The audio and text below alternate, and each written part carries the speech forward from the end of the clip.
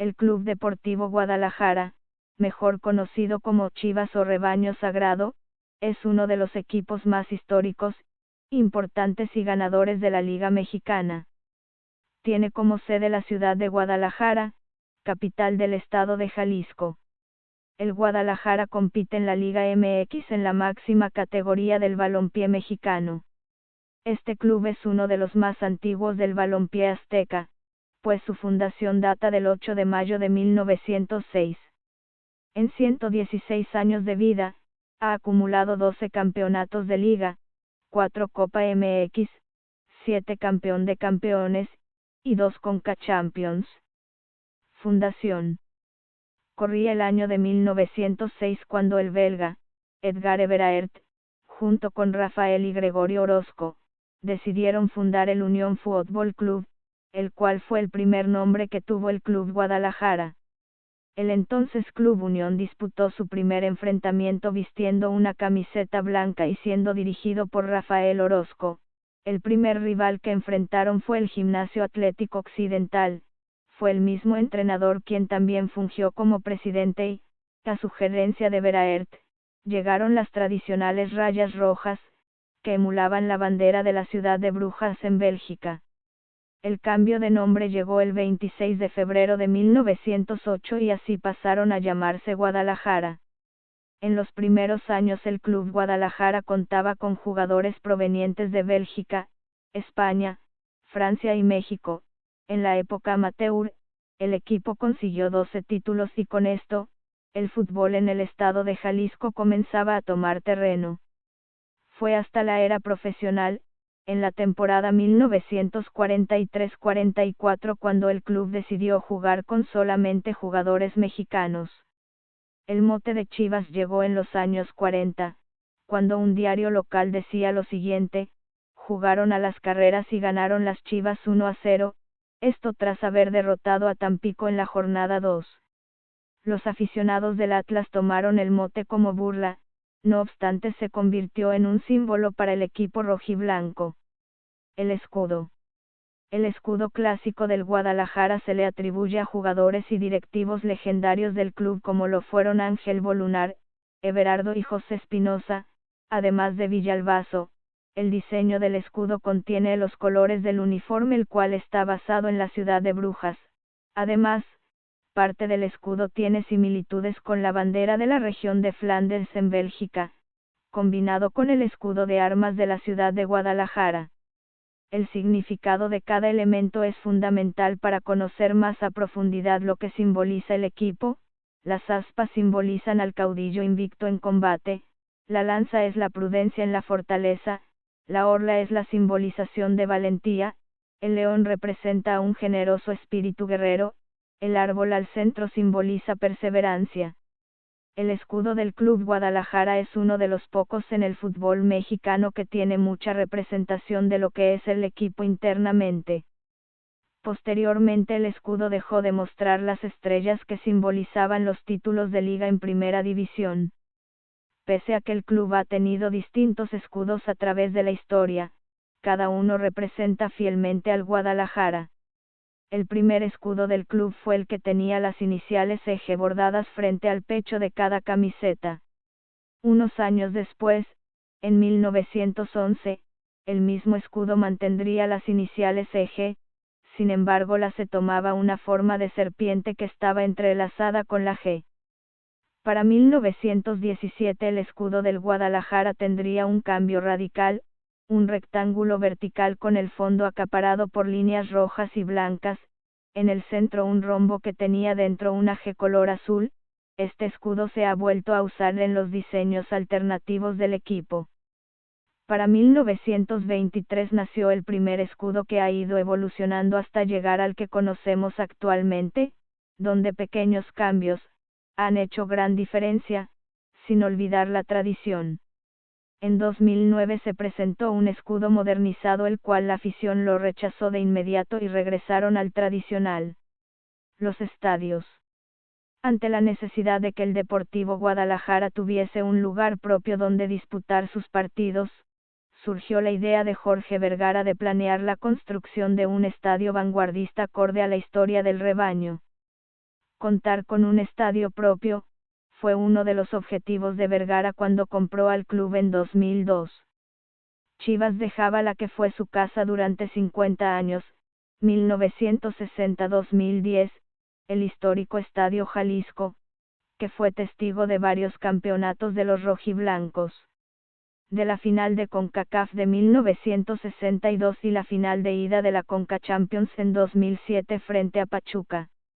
La construcción del nuevo estadio inició el 7 de mayo de 2007 y fue inaugurado el 30 de julio de 2010 contra el Manchester United, siendo Javier Hernández, el primer anotador en la historia del inmueble, quien había sido transferido al conjunto de los Red Devils de la Premier. El marcador acabó 3-2 a favor de Chivas. El primer anotador en un partido oficial fue Adolfo Bofo Bautista en un partido de ida de Copa Libertadores ante el Inter de Porto Alegre. En un principio fue bautizado como Estadio Omnilife debido a la marca comercial del empresario, luego pasó a ser Estadio Chivas y en época reciente a ser nombrado Estadio Akron por temas de patrocinio. La época del campeonísimo. Hubo una época donde el Guadalajara comenzó a formar un equipo que dominaba y tenía buen desempeño en el campo, sin embargo, llegaron a acumular una serie de subcampeonatos entre Liga y Copa durante los años de 1950 y 1956, lo cual, el equipo recibió el sobrenombre del Llamerito, una expresión popular mexicana para mencionar que se está cerca de lograr algo. Pero todo esto empezó a cambiar cuando Federico González tomó la presidencia del club y nombres como Juan el Bigotón Jasso, Guillermo el Tigre Sepúlveda, Jamaicón Villegas y, por supuesto, Salvador Reyes, entre otros, comenzaron a ser figuras. En poco tiempo, el Club Deportivo Guadalajara pasó del Llamerito al campeonísimo. Fue considerada la época dorada del club a nivel profesional entre los años 1956-1965. En un periodo de 9 años conquistaron 7 títulos de liga, 6 campeón de campeones, una Copa México y un torneo de la CONCACAF. El primer título llegó en la 1956-57 gracias a un gol de último minuto de Chava Reyes ante el Irapuato en el Parque de Oblatos con el uruguayo Donaldo Ros como entrenador. Para la 1958-59, el húngaro Arpad Fekete llegaría como nuevo timonel y ganarían la segunda contra el Atlante por marcador de 4-0 con doblete de Chava Reyes, Juan Bigotón Jasso y Raúl Pina Arellano. Con Feteque al mando, llegarían 3 campeonatos más de liga, 1959-60, 1960-61, y el rebaño acumularía 4. Para 1961 Javier de la Torre regresa a la dirección técnica del equipo con Tomás Balcázar como su auxiliar. Con ello, el Guadalajara ganaría 3 ligas más, de forma consecutiva, 1961-62, 1963-64, 1964-65, ejerciendo casi una década de completo dominio en el fútbol mexicano donde recibirían el mote del campeonísimo. Clásicos. Clásico tapatío. El clásico tapatío surgió con el nacimiento del Atlas en 1926. La cultura del Atlas representaba la clase alta de Guadalajara, mientras que los rojiblancos representaban a la clase media. Más que deportivamente, el clásico surgió por las clases sociales en el estado de Jalisco, con pocos datos para verificar su veracidad. Se dice que el primer duelo entre ambas escuadras se dio un año después del nacimiento de los rojinegros, en el año 1917. Dicho clásico terminó 18-0 a favor del Atlas, aunque esta versión fue desmentida por el histórico portero de Chivas, Jaime Tubo Gómez, al decir que Atlas ganó el juego, pero no fue por tal cantidad de goles. Uno de los momentos más destacados de esta rivalidad fue cuando el Tubo Gómez decidió tomar prestado una revista del Público y se sentó a leerla ya que el equipo rojiblanco iba delante en el marcador y tenía controlado el juego. Esa es una de las postales históricas del clásico tapatío. La rivalidad comenzó a tomar más picardía cuando en 1951, Atlas se consagró campeón del fútbol mexicano, enfrentando al Guadalajara. Con polémica arbitral el juego se decidió con un penal a favor de los rojinegros y les dio su primer título. Ante esa impresión, el directivo de los rojiblancos Ángel Volumar, sufrió un infarto fulminante. Gómez, portero del rebaño, decidió lanzar una maldición en la cual mientras él viviera, Atlas no podría salir campeón. El arquero murió en 2008.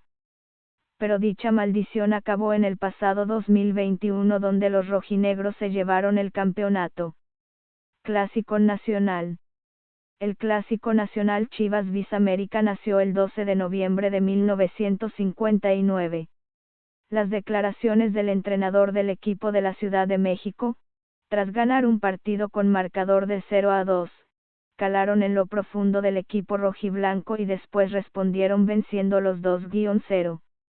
Distintos factores fueron acumulándose para que comenzara a haber esa división dentro del país. Uno de los principales factores fue cómo vendían a los equipos previo a los duelos, distintos títulos como, mexicanos bis extranjeros, héroes bis villanos, todo esto promovido por la televisora, Telesistema Mexicano. Azcárraga Milmo, en 1959, adquiere al Club América y al ser dueño de la televisora más importante del país, comienza a crear una campaña de arraigo hacia el club. La época de 1960 era dominada por el Guadalajara, el cual tras una gran cosecha de títulos fue llamado el campeonísimo. América fungía como antagonista en ese entonces y fue el momento perfecto para darle más popularidad al duelo. Al pasar los años, con ideologías muy distintas, ambos equipos se ubican como los máximos ganadores del fútbol mexicano. Chivas con su tradición de jugar con solo mexicanos ha levantado 12 trofeos mientras que el América con su política de tener a los mejores extranjeros se ha coronado 13 veces. Pese a la creación de otros clásicos en la actualidad, el Clásico Nacional siempre provoca mucha expectativa previa. La final del siglo. La temporada 1983-84, se jugó por primera vez una serie por el título entre Chivas y América. En el juego de ida, el duelo terminó empatado a 2 anotaciones. Para el juego de vuelta, se vio un multifacético duelo donde hubo un expulsado, 2 penales fallados y, el resultado de todas esas acciones dio como vencedor al América, levantando así el trofeo de campeón ante su archirrival con un marcador de 5-3. La era Vergara.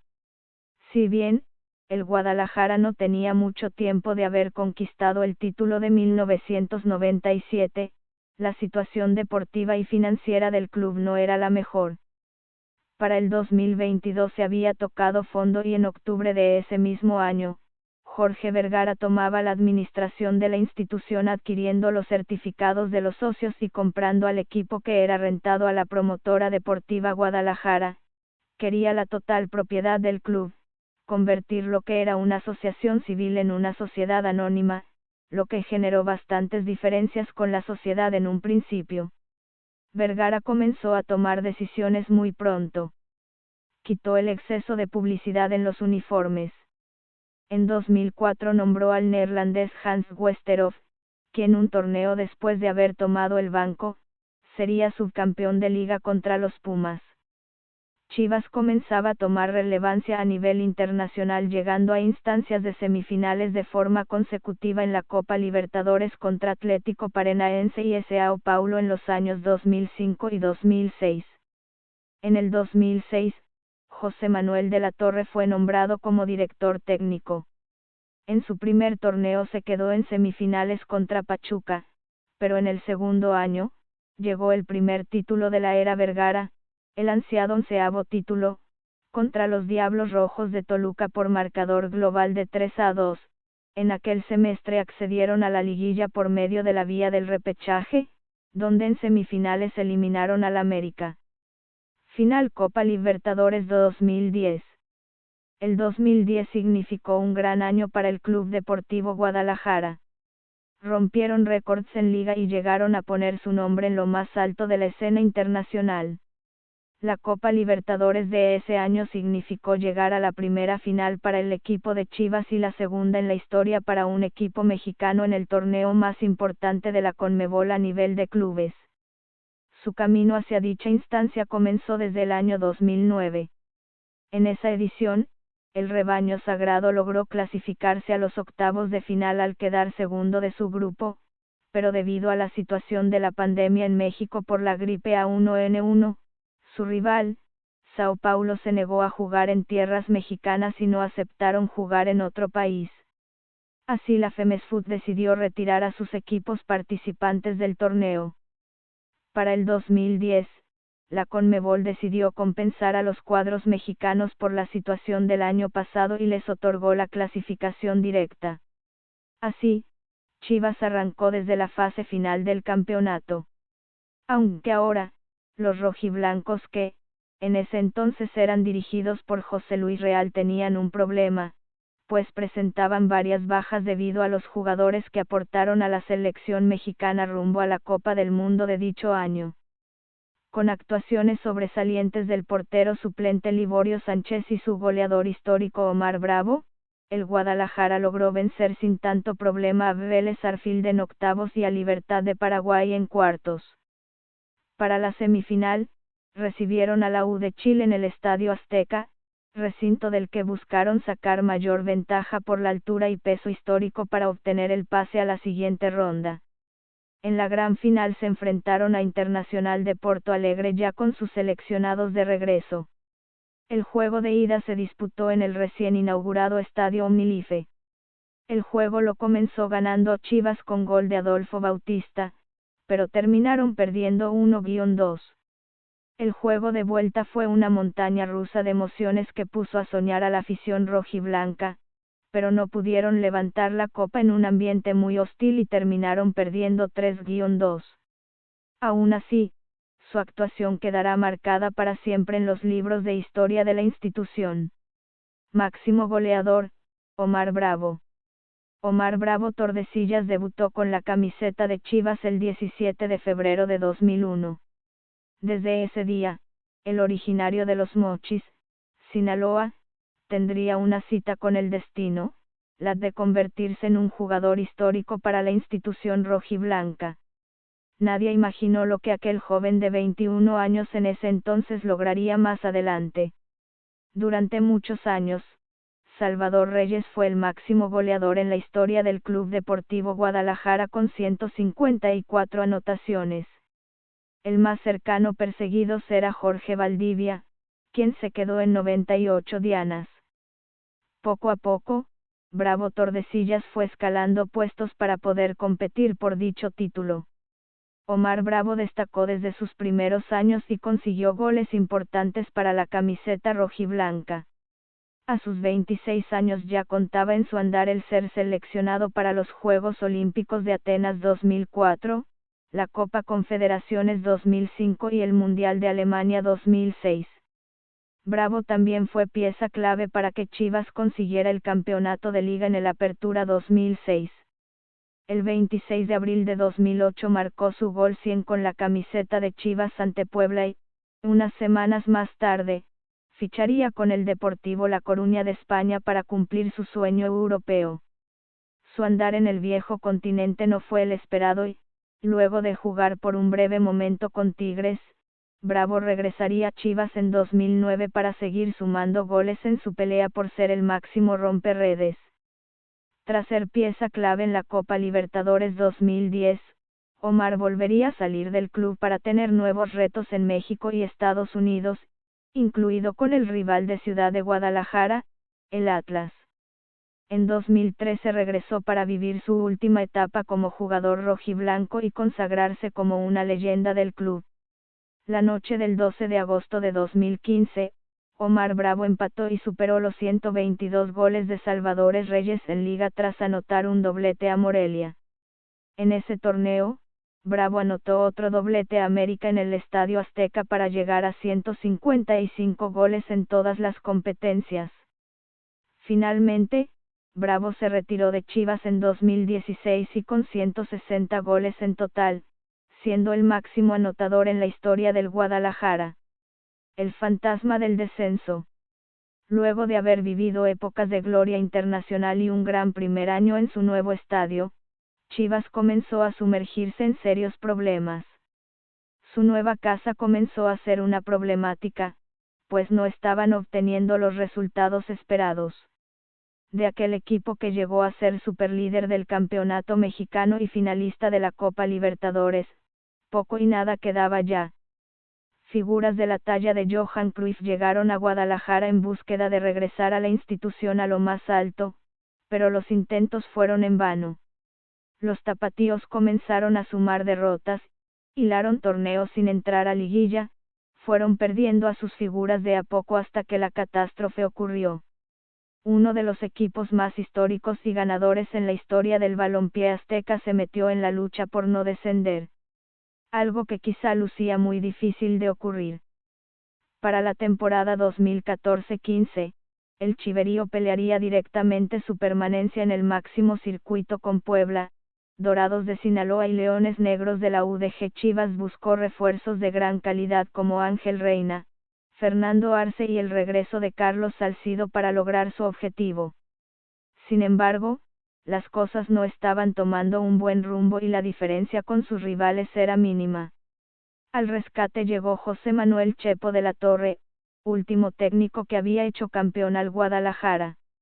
El Clausura 2015 comenzó a mejorar y poco a poco el rebaño sagrado comenzó a sumar triunfos y pelear por puestos de liguilla, aunque seguía muy pegado a sus rivales en la porcentual. El juego ante Puebla fue el punto clave, pues solo eran 2 puntos de diferencia, pero un triunfo los podía poner a 5 unidades con pocas jornadas por disputarse. El partido se celebró en el estadio de la UAP, Chivas sufrió el partido y comenzó perdiendo. La afición estaba sufriendo, la derrota significaría caer al fondo de la tabla de porcentaje y un gran golpe en lo anímico. Fue ahí donde Eric "El Cubo" Torres salió de la banca para en menos de 5 minutos anotar a 2 goles que le dieron al Guadalajara el triunfo y su trampolín que le permitió a la postre, ganar la batalla por no descender. Fue una luz en una de las épocas más oscuras del club. La época reciente. 10 años pasaron para que el Club Deportivo Guadalajara volviera a levantar un trofeo en Liga MX. Después de haber perdido una final contra Pumas en penales, el rebaño tuvo su revancha en 2006 para obtener su 11ª estrella de la mano de José Manuel Chepo de la Torre y del tridente Bravo, Medina y Bautista. A pesar de lo conseguido, Chivas pasó por una tremenda sequía y hasta de descenso se habló en 2014 y 2015, pero 2 años después todo cambiaría cuando Jorge Vergara nombrara a Matías Almeida como director técnico. Almeida no tardó en darle su primer título a Chivas y en el Apertura 2015, el Guadalajara levantaría nuevamente un trofeo tras imponerse a León en la final de la Copa MX. Dicho campeonato le sirvió de impulso para los torneos venideros y fue en el 2017 cuando Chivas estaba en su máximo nivel con jugadores como Rodolfo Pizarro, Alan Pulido, Orbelín Pineda, y demás. Nuevamente, en el Clausura 2017, el rebaño sería campeón de Copa MX al vencer al Morelia en tanda de penales y, un mes después, Chivas replicaría lo mismo, pero ahora en la Liga MX tras vencer a Tigres por un marcador global de 4-3 global. Fue así como terminó la sequía de una década sin un campeonato nacional. La era de Matías Almeida también acumularía 2 campeonatos de Copa MX, una Supercopa MX, un título de Liga MX, y un título de Conca Champions en 2018. Mundial de Clubes. Después de una final sufrida en tanda de penales en el Estadio Akron, Guadalajara ganó la Liga de Campeones de CONCACAF, luego de superar al Toronto FC por un marcador de 4-2 tras un empate global a 3 goles, que les daría el pase a su primer Mundial de Clubes en Emiratos Árabes Unidos 2018. Con un rostro nuevo en el banquillo y con algunas salidas en el plantel, Chivas viajó de la mano de José Saturnino Cardoso con la ilusión de llegar lejos en el Mundial de Clubes, pero su participación acabaría rápido. En primera ronda, cuartos de final, el rebaño se mediría ante el Kashima, campeón de Asia, donde los rojiblancos no pudieron mantener su ventaja que llegó al minuto 3 de las manos de Ángel Saldívar. El club japonés se iría para arriba y el partido terminaría con una voltereta de 3-2 a favor de los asiáticos. Debido a la derrota, el chiverío jugaría el partido por el quinto lugar donde se enfrentaría a Tunis. Dicho partido terminaría con un empate a un gol y el quinto lugar se definiría desde el manchón penal, pero, para mala suerte de los mexicanos, el rebaño terminaría su participación del Mundial de Clubes con un sexto lugar tras haber caído en penales 5-4, catapultando así, la peor participación de un equipo mexicano en dicho certamen. La actualidad. En la actualidad, Guadalajara le pertenece a Mauri Vergara, que pasó a ser dueño del club tras la muerte de su padre Jorge.